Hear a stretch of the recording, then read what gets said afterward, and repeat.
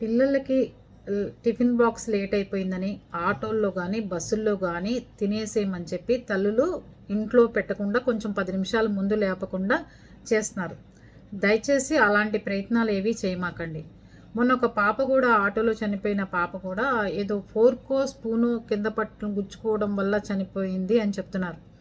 చాలామందికి ఫోర్క్ గుచ్చుకుని గొంతులో ఆ సడన్ బ్రేక్ వేసినప్పుడు లేకపోతే నోట్లో పెట్టుకున్నప్పుడు ముందుకి పట్టడం వల్ల నోట్లో గుచ్చుకుని చాలా ప్రమాదాలు జరిగిన సందర్భాలు ఉన్నాయి. కాబట్టి తల్లులు మాత్రం బస్ ఎక్కింద తినేసేయమ్మా, ఫ్రూట్స్ తినే పాడైపోతాయి, లేకపోతే దోశ తినేయమ్మా, లేకపోతే ఇడ్లీ తినేయమ్మా, ఫోర్క్ పెట్టానమ్మా అని చెప్తుంటారు స్టైల్గా.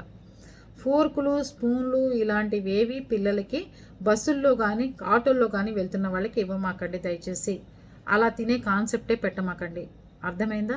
చక్కగా ఇంటి పట్టున పెట్టండి, లేకపోతే స్కూల్కి వెళ్ళిపోయిందా తింటుంది. ఒక పూట తినకపోయినా కూడా నష్టం లేదు. అది పిల్లలకి చాలా చాలా ప్రమాదాలు జరుగుతున్నాయి.